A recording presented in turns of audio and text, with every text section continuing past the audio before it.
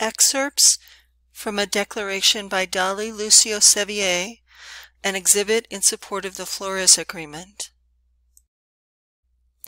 I, Dali Lucio Sevier, M.D., declare as follows.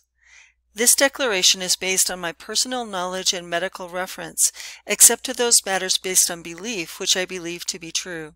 If called to testify in this case, I would testify competently about these facts.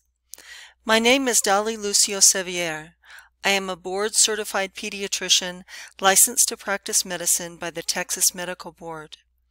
On June 15, 2019, I visited the Ursula Border Processing Center in McAllen, Texas.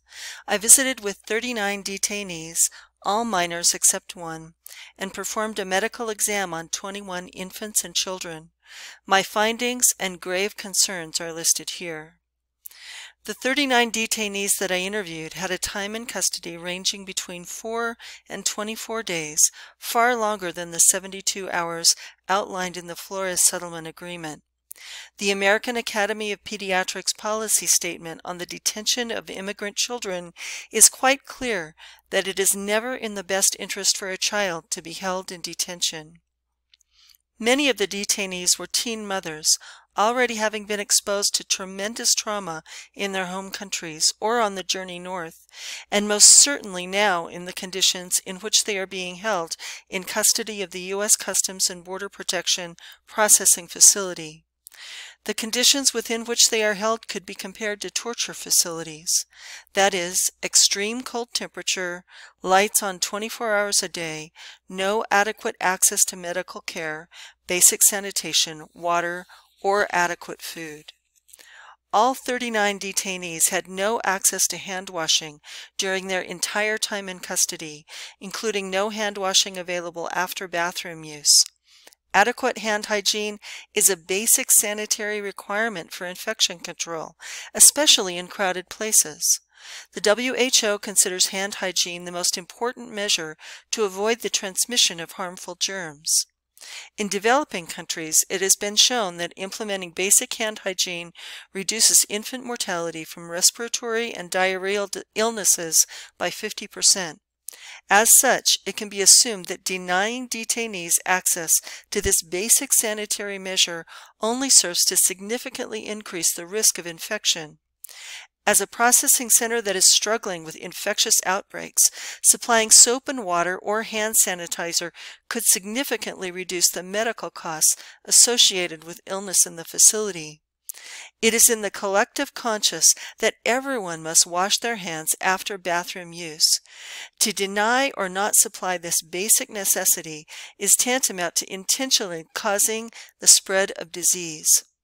I question whether there are appropriate infection control measures in any of the CBP processing centers, and thus question whether this is an appropriate space to be holding any infants and children. All parents of infants drinking formula from a bottle reported having no ability to wash bottles. One father reported trying to ask for a new bottle every 2 to 3 days. Refeeding a child spoiled formula is a significant health hazard that can cause severe infectious diarrhea and death in this vulnerable population. All mothers have heightened concern for the hygiene surrounding bottle feedings. Many mothers regularly boil their infants' bottles to ensure there is no chance of their infant acquiring an infection. Realizing that all parents want the best health for their infants, to deny parents the ability to wash their infants' bottles is unconscionable and could be considered intentional mental and emotional abuse. All 18 guardians that I interviewed reported infrequent access to bathing between every 2 days and never in 21 days was reported. Once again, I question whether there is an infectious control system in place in these facilities. There was no adequate nutrition available for infants 6 to 12 months old. The only foods available were infant formula, applesauce, and solid foods. Infants between 6 to 12 months should be fed pureed foods in addition to formula. Feeding a 6 to 12-month-old breast milk or infant formula as the sole nutrition, including in addition to applesauce, leaves a child at risk for developing nutritional deficiencies, including but not limited to iron deficiency anemia. This can cause serious health and developmental consequences, given anemia in infancy is linked to reduced standardized test scores in school-aged children. In all other settings where children are held, daycare, school, and ORR shelters, there are guidelines regarding the specific nutritional needs of these children. There is no reason why infants and children held in CBP custody should be any different. Of the 21 infants examined, 3/4 of them actively had a respiratory infection. 2 of them had acute respiratory distress, one of which had been denied all previous access to medical personnel. Of the 21 infants and children examined, 6 were exclusively breastfed. Only one of those 6 mothers felt she had an adequate milk supply. Her infant was 2 months old. The other 5 mothers, infants ranging in age from 5 to 9 months, reported concerns about low milk supply. All of these mothers reported drinking only 1.5 liters of water per day offered at meals. All reported they would drink more if they had more access to water. All felt the water in the cells was undrinkable due to taste. Only one mother received extra fluids because she secretly made formula bottles for herself in an attempt to increase her milk production. All 5 infants of the mothers who reported low milk supply had been offered formula that they refused. An average-sized adult requires 2 liters of water per day to maintain adequate hydration. A breastfeeding woman requires at least 3 liters per day and extra caloric needs to maintain adequate hydration. Breastfeeding mothers should be offered special consideration and given extra bottled water and extra calories since they are producing the primary source of nutrition for their children. Supplying breastfeeding mothers less than adequate supplies of fluid and nutrition is endangering the health of all of these infants. An infant without adequate nutrition is at risk of complications from even the most minor of illnesses.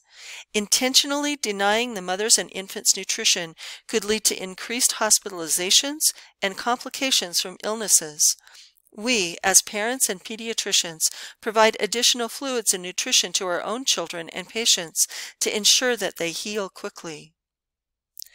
The Coast Guard officer transporting children from daycare reported that lights are kept on 24 hours in daycare, just like the rest of the facility. This is a serious detriment to a child's developing brain, and given the lack of risk in turning the lights off in daycare, there is no reason to expose these specific children to this risk. All children showed evidence of trauma, particularly the ones in daycare. 2 different daycare children were repetitively saying during separate interviews, "My dad is getting the papers. My dad is getting the papers." One of the daycare children was breathing heavily throughout my 15-minute interview as if in respiratory distress, but his lungs were clear. I believe this was from the trauma of seeing his brother, whom he had been separated from upon arrival at the processing center. As a physician who prioritizes child health, and as an American who believes we have basic human decency in this country, I am disturbed to be aware of everything outlined in this document. I respectfully submit that no child should be held in these facilities for even the minimum of 72 hours, because it is obvious that the dignity and well-being of children is not even an afterthought in the design of the center. I declare under penalty of perjury that the foregoing is true and correct. Executed on this 18th day of June 2019 in Brownsville, Texas. Dolly Lucio Sevier, MD.